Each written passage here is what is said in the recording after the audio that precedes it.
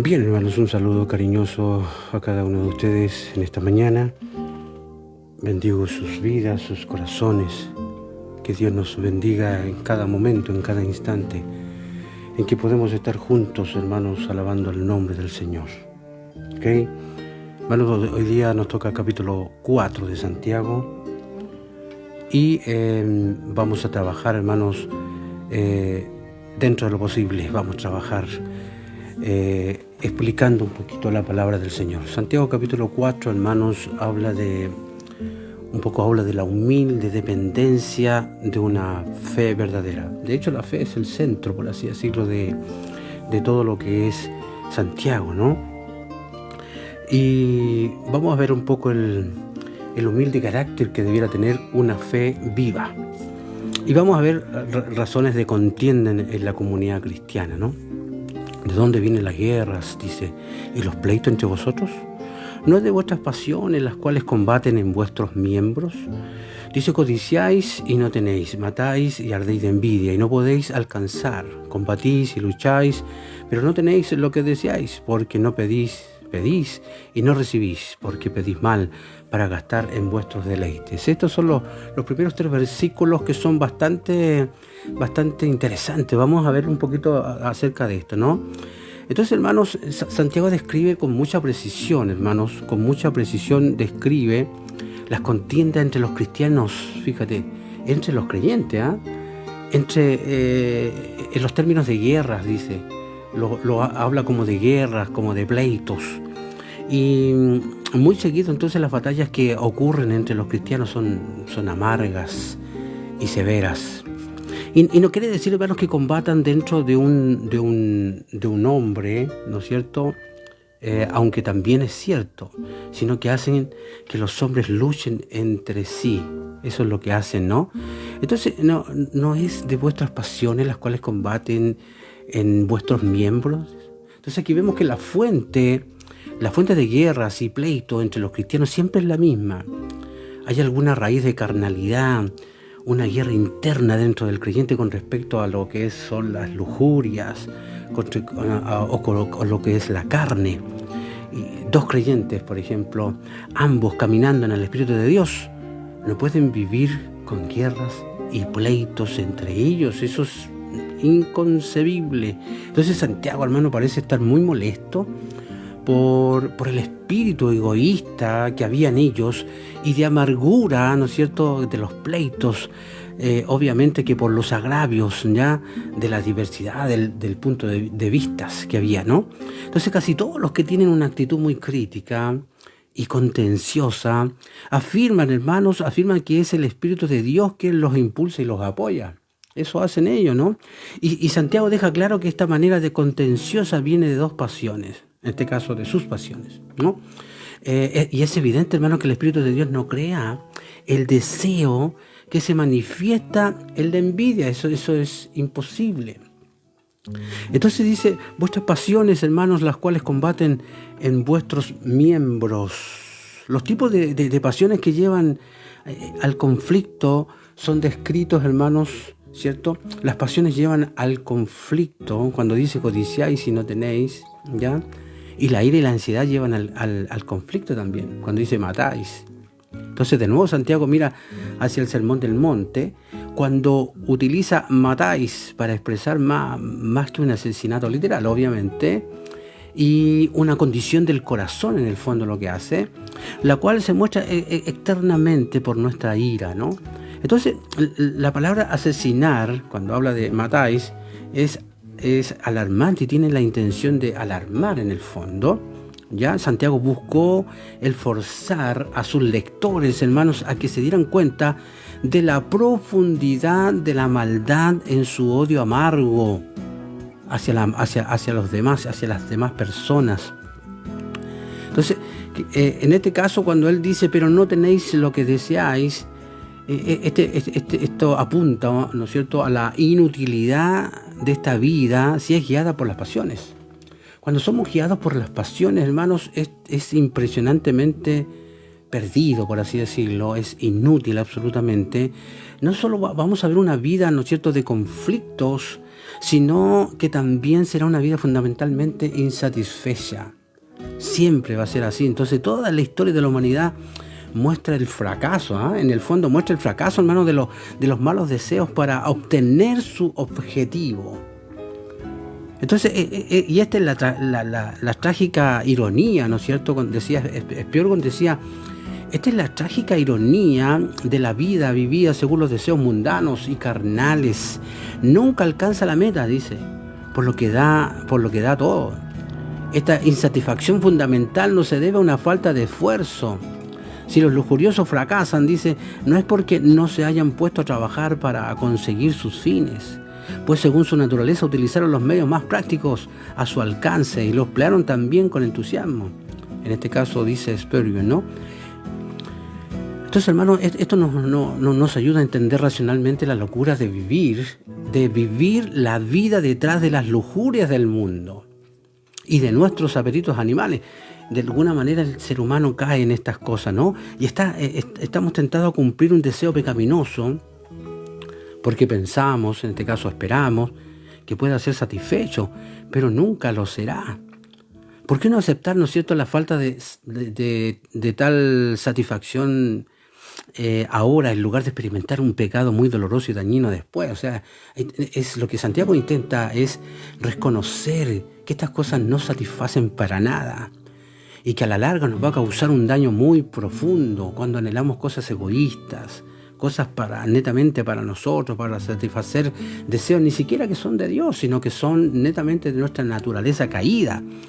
Cuando dice, pero no tenéis lo que deseáis porque no pedís. Y aquí ya se mete un poco el tema de la oración.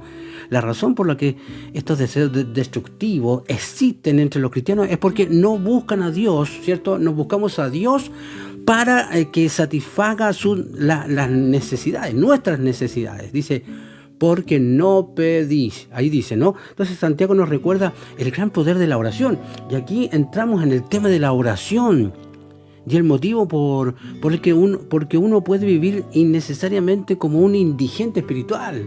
Es como, hermanos, simplemente por no orar, simplemente por no tener un tiempo, un clamor de oración intencionado, fijo, ¿no es cierto? O sencillamente no pedir cuando uno ora. Fíjate que últimamente yo he tenido la intención de no pedir nada para mí. Siempre estoy pidiendo algo para el otro, para los necesitados, los que están con problemas de salud, qué sé yo. Generalmente estamos orando al Señor y clamando a Dios, ¿no? Generalmente estamos haciendo eso. Entonces, hermanos, cuando oramos, ¿no es cierto? Podríamos afirmar, hermanos, que es una ley espiritual virtual que Dios, hermano, nos da a menos que se lo pidamos. Es como decir, bueno, que necesitas algo, pídalo. Y como que nos presiona y nos obliga un poquito a tener el tiempo de clamor y de oración. Pero yo digo, no es que yo no quiera pedir. Lo que yo quiero decir es que quiero dedicarme al resto, a los demás, porque sé que tú concedes mis peticiones, ¿no? Si poseemos poco de Dios y de su reino, es casi seguro, hermanos, casi seguro que hemos pedido poco. ¿Ya? Y recuerde este texto, ¿no? Jehová dice a su propio hijo, ¿no? A su propio hijo dice, pídeme, ¿te acuerdas? Dice, y te daré por herencia las naciones y como pasión tuya los confines de la tierra. Entonces, si el real y divino Hijo de Dios no puede ser eximido, hermano, si no puede ser eximido de la regla de pedir para tener, ¿te fijas? Tú y yo no podemos esperar que la regla se relaje a nuestro favor. Entonces, ¿por qué debería ser así? ¿Cierto? Entonces si podéis tener todo, dice, ¿no? Spurgeon decía eso, si podemos tener todo pidiendo y nada, sin pedir, os ruego que veamos lo absolutamente vital que es la oración. Spurgeon decía, es vital la oración.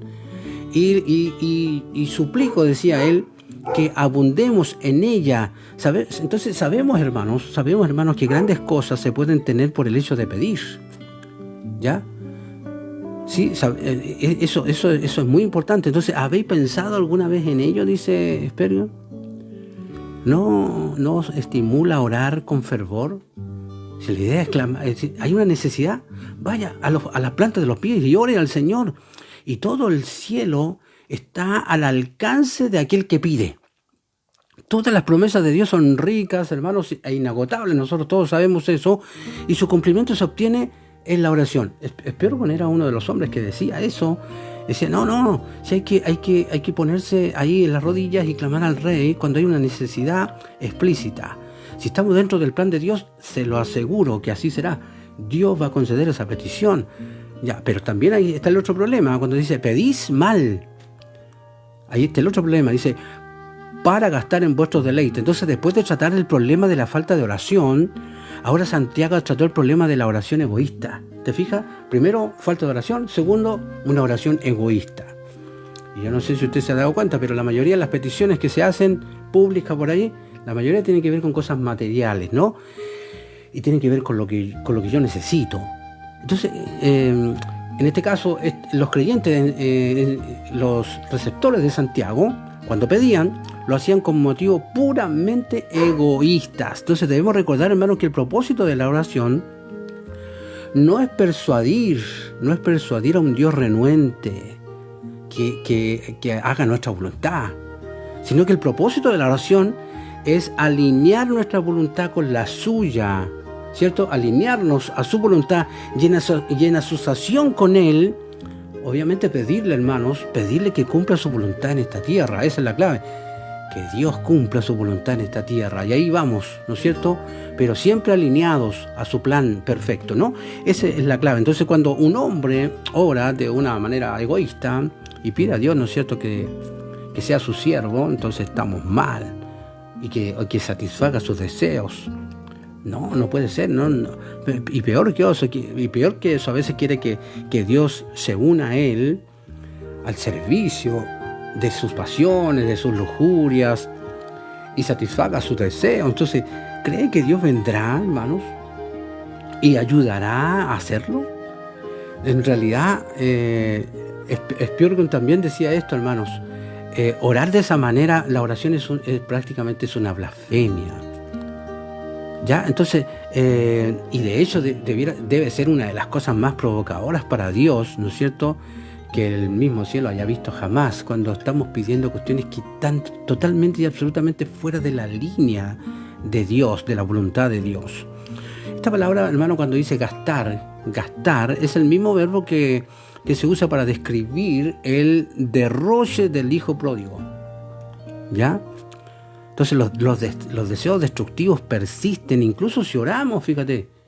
Incluso si oramos, porque nuestras oraciones pueden ser muy egocéntricas, nuestras oraciones pueden ser muy autoindulgentes. Entonces, que Dios nos ayude a tener un buen clamor, una buena oración. Entonces, hermanos, yendo ya al versículo 4 y 5, aquí vemos una reprensión, hermanos, por falta de compromiso, ¿ya?, y por codicia entre los cristianos. Dice, oh almas adúlteras, ¿no sabéis que la amistad del mundo es enemistad contra Dios? Cualquiera pues que quiera ser amigo del mundo se constituye enemigo de Dios. ¿O pensáis que la Escritura dice en vano, el Espíritu que Él ha hecho morar en nosotros nos anhela celosamente? Entonces aquí vamos a explicar un poquito esto de las almas adúlteras, hermanos. Y esta es una reprensión en que se emplea un poco el vocabulario del Antiguo Testamento, hermanos, porque Dios habló de esta manera en el Antiguo Testamento cuando su pueblo, hermano, fue atraído a ciertas formas de idolatría. ¿Te fijas el detalle? Entonces aquí notamos, hay hartos versículos en Jeremías 3, Ezequiel 6, Ezequiel 16, y hay Oseas 3.1, por ejemplo, como aquí lo ve Santiago, ¿ya? Su codicia prácticamente era idolatría y es amistad del mundo. Entonces, de hecho, los mejores manuscritos antiguos solo dicen que son adúlteras, ¿ya? Y utiliza la forma femenina, fíjate, la utiliza deliberadamente porque un giro de especial desprecio, ¿cierto? Y desdén en el mundo antiguo era llamar a una comunidad o a un grupo usando un equivalente femenino, ¿ya? Entonces, la condición de adúltero fue probablemente de un escriba primitivo que pensaba que Santiago se refería al adulterio. Seguramente pensó que se refería al adulterio sexual y literal, y no quería excluir a los hombres de la reprimenda, por así decirlo. Pero Santiago usó la frase adúlteras para dar una imagen espiritual. Esa es la clave, dar una imagen espiritual, ¿no? Ya, y según esta imagen, Dios, hermanos, es el esposo. Ahí está. Dios es el esposo y nosotros su esposa. Por eso que habla de almas adúlteras. ¿Ya? Obviamente aparece en varios versículos, en Isaías 54, Jeremías 3, Éxodo 34, aparece varias veces ahí. Entonces los judíos por su pacto con Dios se representan como desposadas con Él. Y por lo tanto, hermanos, su idolatría, su iniquidad en general son representados bajo la noción de adulterio. Es como que, ¿cierto? Nosotros que somos, tenemos un compromiso, tenemos el anillo, tenemos las arras, tenemos el Espíritu Santo y nosotros, ¿no es cierto? Y nos hacemos amigos del mundo, prácticamente, hermanos, nos convertimos en almas adúlteras. Tenéis el corazón lleno de prostitución, decía, ¿no? Esta vil ramera del mundo, decía, hermanos, muestra sus pechos de provecho y placer y enreda a muchos, por lo que debe ser quemada como una ramera por el fuego del último día. Entonces, hermanos, ¿no sabéis que la mitad del mundo es enemistad contra Dios? Y aquí vemos que Santiago, hermanos, reconoce que nosotros no podemos ser amigos del sistema del mundo, que está en rebelión contra Dios, ¿ya? Y ser amigos de Dios al mismo tiempo. Entonces, aún el deseo de ser amigo, ¿ya?, del mundo constituye enemistad con Dios. Y no estamos hablando de que el mundo, si el mundo Dios lo creó, hermanos. Estoy hablando en general, ¿no? Sino que lo malo que ocurre, el sistema, por así decirlo, ¿no? Entonces, tal amistad del mundo significa, hermanos, que se es hostil con Dios. Cuando la persona empieza a practicar el sistema del mundo, se convierte en algo hostil con Dios, ya que desafía, ¿qué es lo que hace? Desafía su voluntad y se desprecia su propósito, hermanos. Entonces, disfrazarlo como uno puede es un desafío implícito para Dios. No, si somos de Dios, somos de Dios. Y somos del mundo, tenemos que entender esas cosas, ¿no? Entonces, aquí hay unas fuertes declaraciones que Santiago hizo, y obviamente nos recuerdan, hermanos, que no todo era hermoso en la iglesia primitiva. En la iglesia primitiva tenían hartos problemas, tenía mucha carnalidad, había mucha mundanalidad con la cual había que lidiar, hermanos. Y mientras que la iglesia del Nuevo Testamento es un claro patrón para nosotros, no debemos, ¿no es cierto?, no debemos sobre-romantizar el carácter espiritual de los primeros cristianos. Tuvieron hartas dificultades, hartos problemas, como cualquiera de nosotros, hermanos. Entonces, dice, el Espíritu que Él ha hecho morar en nosotros nos anhela celosamente. Aquí vemos otro detalle, que la presencia que mora en el interior del Espíritu, ya del Espíritu Santo, tiene un anhelo celoso por nuestra amistad con Dios. El Espíritu, hermanos, condenará al cristiano que vive, ¿no es cierto?, en compromiso, en este caso con el mundo, ¿no? Entonces, que Dios nos ayude, hermanos, porque llegó a hablar de ellos como adúlteros y adúlteras, y luego adoptando, ¿no es cierto?, un tono más suave y suplicante, dice: estáis afligiendo al Espíritu Santo que ha venido a habitar en vosotros. Cuando nosotros nuestra vida es demasiado carnal, hermanos, estamos afligiendo al Espíritu Santo, que dice que anhela ya celosamente poseer toda nuestra naturaleza para sí mismo. Eso es lo que anhela el Señor, que nosotros seamos netamente de su persona, de su presencia, porque Él es el único que nos puede mantener en una línea recta. Sí, cuando hablo, porque nuestra naturaleza es tan caída, hermanos, que una y otra vez nos vamos metiendo en problemas, en dificultades. Entonces Santiago está de acuerdo, hermanos, con los muchos pasajes del Antiguo Testamento que nos dicen, ¿no es cierto?, que Dios es un Dios celoso, ¿ya? Y la idea de que Dios ama a los hombres con tal pasión, ¿ya?, que no puede soportar, no soporta, hermanos, ningún otro amor dentro de los corazones de los hombres. Y esa es la clave. Es como decir, yo tengo a mi esposa y no podría soportar que ella tuviera otros amantes. Eso es ilógico, no se puede. Yo me debo a ella y ella se debe a mí. Es un pacto, pero que no tiene ninguna razón para no hacerlo. Así que hay que pensar en el dolor y la tortura interior de la persona, hermano, que es traicionada por un cónyuge infiel, por ejemplo. Ya, hermanos, dice, yo les soy fiel, pero ellos me son infieles, decía el Señor. Esto es lo que el Espíritu de Dios siente con respecto a nuestros corazones, que aman al mundo. El Espíritu de Dios se resiente, hermanos. Así que, hermanos, porque dice, porque no puedes encontrar las palabras exactas de la Escritura. Aquí dice, la Escritura dice, ¿no? Santiago 4:5. Y pareciera, hermanos, que lo más probable es la versión de que Santiago no estaba citando ningún pasaje en particular, sino que estaba haciendo una especie de resumen de algunas cosas del Antiguo Testamento.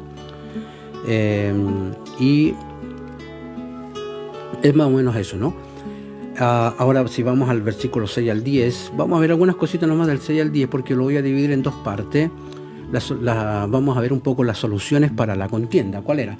Las soluciones son humildad, ponerse bien con Dios, ¿sí? Humildad y ponerse a cuentas con el Señor, ¿ya? Pero Él da mayor gracia. Por esto dice, Dios resiste a los soberbios y da gracia a los humildes. Someteos pues a Dios, resistid al diablo y huirá de vosotros. Acercaos a Dios y Él se acercará a vosotros. ¿Ya? Hasta ahí nomás no lo vamos a dejar. Entonces, ahí vemos, hermanos, que Él dice, Él da mayor gracia. El mismo Espíritu Santo, hermanos, nos convence de nuestro compromiso. Él nos convence y también nos dará la gracia de servir a Dios como debemos. Porque esa es la clave. Mira, Él nos da la gracia. Y esta maravillosa afirmación, pero Él da mayor gracia, contrasta fuertemente, hermanos, con las palabras anteriores, ¿no? Y vamos a notar el contraste. Fíjate lo que dice acá. Spurgeon hace una comparación. Dice, observen lo débiles que somos, pero miren lo fuerte que es Él. Lo orgulloso que somos, pero lo condescendiente que es Él. Lo mucho que fallamos, lo mucho que erramos y lo infalible que es Él. Lo cambiante que somos, en cambio Dios es inmutable. Lo provocadores que somos, pero Él es indulgente. ¿Ya? Observad, dice, cómo en nosotros solo hay enfermedad, decía Spurgeon. Solo hay enfermedad, ¿no es cierto? Y cómo en Él solo hay bien, en Dios solo hay bien. Y aún en nuestra enfermedad muestra su bondad. Y aún así bendice. ¿Entiendes, hermanos? Qué hermoso contraste, decía Spurgeon en esto, ¿no? Entonces el pecado, la verdad, hermanos, que dice, el pecado busca entrar, decía Spurgeon. Mire, el pecado busca entrar, pero la gracia lo que hace es cerrar la puerta. El pecado trata de obtener el dominio, pero mire lo que hace la gracia. La gracia, que es más fuerte que el pecado, se resiste y no lo permite. El pecado nos hace caer a veces, ¿ya? Y pone su pie en nuestro cuello, dice. Pero la gracia viene al rescate. Dice, el pecado sube como el diluvio de Noé, pero la gracia cabalga sobre las cimas de las montañas como el arca. ¿Te fijas la comparación interesante que hace este varón, ¿no es cierto? Entonces la pregunta que hace el mismo Spurgeon, hace la pregunta, dice, ¿sufre de pobreza espiritual? Es su propia culpa, dice, es su propia culpa porque Él da más gracia. Él da más gracia. Si no la tiene, es porque no la ha buscado. Tenemos que aprender a buscarla y clamar al Señor por esa gracia que viene en favor de su pueblo. Y ahí dice, Dios resiste a los orgullosos. Al mismo tiempo, entonces, Santiago nos recuerda, hermano, que esta gracia solo llega a los humildes. La gracia y el orgullo son enemigos eternos. El orgullo exige, hermanos, que Dios me bendiga. Mire, el orgullo dice, tenéis que bendecirme, Señor, a la luz de mis méritos. Yo tengo méritos, ya sean reales o imaginarios, ¿no es cierto? Pero la gracia no se ocupará de mí en base a nada en mí, fíjate, ya sea bueno o malo, sino en lo que es Dios, en la base que es Dios. En eso se basa la gracia, en lo que Él hizo por nosotros, ¿no es cierto? En todo este plan de salvación que es netamente mérito de Dios. Entonces Santiago usó una palabra poderosa. En la frase dice, resiste a los orgullosos, ¿ya? Y se pone en orden de batalla contra ellos. Entonces Dios resiste a los soberbios, se pone en batalla contra los tales, por encima de cualquier otro tipo de pecador, como invasores, dice, de sus territorios, y buscadores o saqueadores de sus principales tesoros, ¿ya? Pero da gracia a los humildes. Y no es que nuestra humildad se gane la gracia de Dios, ¿eh? No es que la humildad se gane la gracia de Dios. La humildad solo nos pone en posición, mire, nos pone en posición de recibir el regalo terrible y hermoso, diría yo, ya que Él da libremente. Por lo tanto, sométase a Dios. Sométase a Dios. A la luz de la gracia ofrecida a los humildes, solo hay una cosa que hacer: sométase a Dios. Y esto significa ordenarse bajo Dios, rendirse a Él, hermanos, como un rey conquistador y comenzar a recibir los beneficios de su reino. ¿Le parece? Es increíble, hermanos, que es de asombrarse que el mundo no se someta a Dios. Mire, aquí Spurgeon hace una reflexión tremenda, hermanos. Mire, y esa me llamó mucho la atención. Dice que es de asombrarse que el mundo no se someta a Dios. He escuchado mucho sobre los derechos del hombre, pero también sería bueno considerar los derechos de Dios, que son los primeros, son los más altos, son los más seguros y los más solemnes derechos del universo, y están en la base de todos los demás derechos. Dice, ay, gran Dios, cómo eres un extraño, dice, en el mundo que tú mismo has creado. Mire, tus criaturas que no podrían ver si no les hubieras dado ojos, miran a todas partes, dice, menos a ti. Las criaturas que no podrían pensar si no les hubieras dado mente, piensan en todas las cosas excepto en ti. Y los seres que no podrían vivir si no los mantuvieras en el ser, te olvidan completamente. O si recuerdan tu existencia y ven tu poder, son tan temerarios como para convertirse en tus enemigos. Spurgeon tenía una sensibilidad enorme, hermanos, y obviamente sufría como cualquier hombre de Dios sufre cuando ve tal rechazo de las personas, incluso de los propios creyentes. Amén. Así que, hermanos, quiero ya concluir con una pequeña resumen, hermanos. Santiago, vemos que siempre nos muestra que son dañinos los conflictos, las disputas. Santiago dice que esas rencillas son el producto de malos deseos que luchan en nuestro interior. Queremos más bienes, queremos más dinero, mejor nivel social, más reconocimiento, hermanos. Entonces, cuando nos empecinamos en satisfacer esos deseos, luchamos como sea a fin de lograrlo, en lugar de apoderarnos con violencia, hermanos, de lo que anhelamos. Debemos someternos a Dios, pedirle que nos ayude a deshacernos, hermanos, de nuestros deseos egoístas y confiar cada día ya en que Él nos dará lo que de veras necesitamos. Incluso Santiago menciona aquí los problemas más comunes en la oración. ¿Te acuerdas que, para hacer el resumen, no pedir un problema, pedir las cosas erróneas y pedir por razones equivocadas? ¿Sí? Entonces, después de todo, ¿habla usted con Dios? La pregunta, ¿habla usted con Dios? Cuando lo hace, ¿acerca de qué habla? ¿O pide solo para que Dios satisfaga sus deseos? ¿Te fijas? ¿Busca la aprobación de Dios en lo que ya planeó hacer? ¿Ha consultado?